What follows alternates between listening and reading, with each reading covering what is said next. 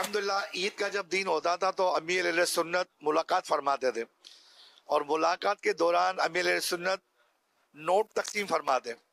جب نوٹ دیتے، پیسے دیتے، تو بعد اسلام میں پیسے نہیں لیتے تھے. جیسے ہمارے شبیر بھائی ہیں، یہ کلام پڑھ رہے ہوتے تھے، عیدی کے متعلق کلام پڑھتے کہ دے دو عیدی میں غم مدینے کا.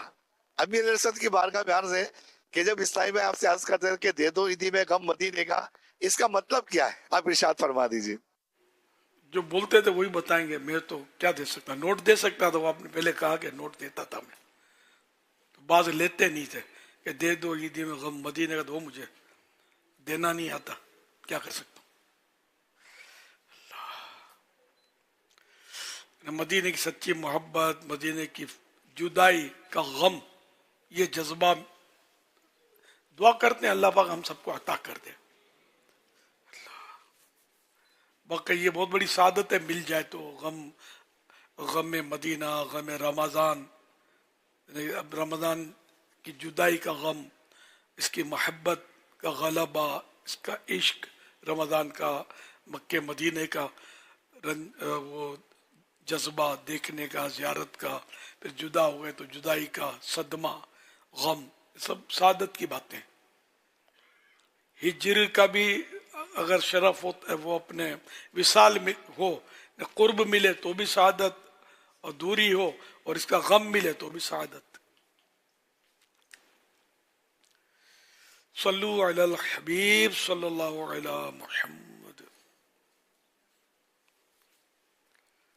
امیر اہل سنت آپ کو عید بہت بہت مبارک ہو. امیر اہل سنت عید کے تعلق سے ایک سوشل میڈیا کی پوسٹ میں لکھا تھا کہ بعض لوگ عید پر نئے نوٹ ڈھونڈ رہے تھے اور کچھ انہیں ڈھونڈ رہے تھے جو پرانے نوٹ لے کر غائب ہیں. اس تعلق سے آپ کیا فرماتے ہیں؟ جو پرانے نوٹ لے کر غائب ہیں، اچھا ادھار، اچھا واہ.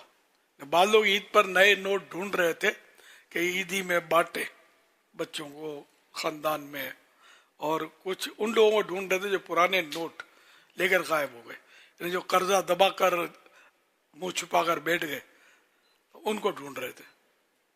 واہ، اچھی مطلب ترکیب بنائی ہے، اور یہ حقیقت سے بہت قریب ہے کہ جو قرضہ لیتا ہے تو پھر وہ یا تو دینے کے تعلق سے نیت خراب ہوتی ہے تو منہ چھپاتا ہے، یا واقعی مجبور ہوتا ہے دے نہیں پاتا تو منہ چھپاتا ہے دونوں میں بڑا فرق.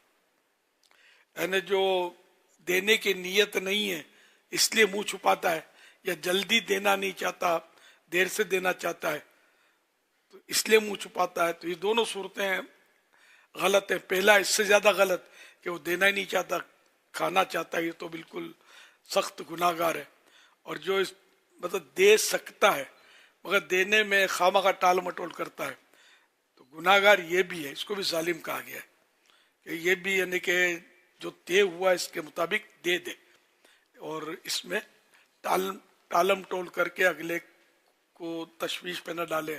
تشویش ہوگی، اس کا دل دکھے گا.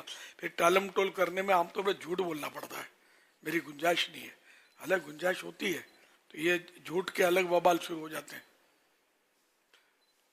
امام غزالی رحمۃ اللہ علیہ نے اس کی تفصیل میں تو یہاں تک لکھا ہے کہ گھر کا سامان بیچ کر بھی قرضہ ادا کر سکتا ہے تو قرضہ ادا کرے، نہیں کرتا اور ٹل مٹول کرتا ہے تو یہ ظالم ہے.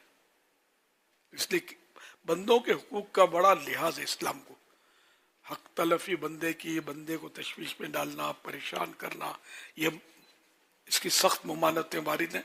یعنی یہاں تک کہ حدیث پاک میں کہ کسی کو ڈرانے والی نظر سے گھورنا یہ بھی ناجائز ہے.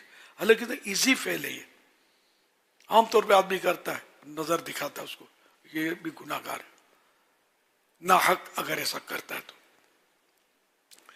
اللہ پاک ہر اس مسلمان کو توفیق دے کہ جس پر قرضہ ہے تو وہ فوراً سے پیشتر ادا کر دے، بلا وجہ ٹال مٹول سے کام نہ لے. صلو علی الحبیب صلی اللہ علی محمد.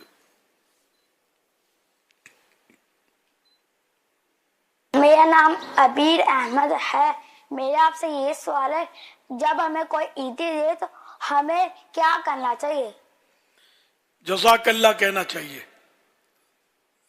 मजहबी घराने में जज़ाक अल्लाह होता है, आम लोगों में थैंक यू होता है। तो थैंक यू भी दुरुस्त है कि शुक्रिया अदा कर रहा है, जज़ाक अल्लाह बेहतर है। बल्कि हदीस पाक में है कि किसी ने अगर एहसान किया और जज़ाक अल्लाह खैरा कहा तो इसने शुक्रिया का हक अदा किया, उसने शुक्रिया का हक अदा कर दिया। तो थैंक यू ठीक है अपनी जगह पर, लेकिन बेहतर वो ये कि बच्चों को जज़ाकल्लाह खैरा सिखाया जाए, वरना कम से कम जज़ाकल्लाह ही कह लिया जाए तो ये अनसब। जज़ाकल्लाह खैरा में तो हदीस पाक पर अमल है, तो ये सबसे ज्यादा अच्छा। सल्लु अलल हबीब सल्लल्लाहु अला मुहम्मद।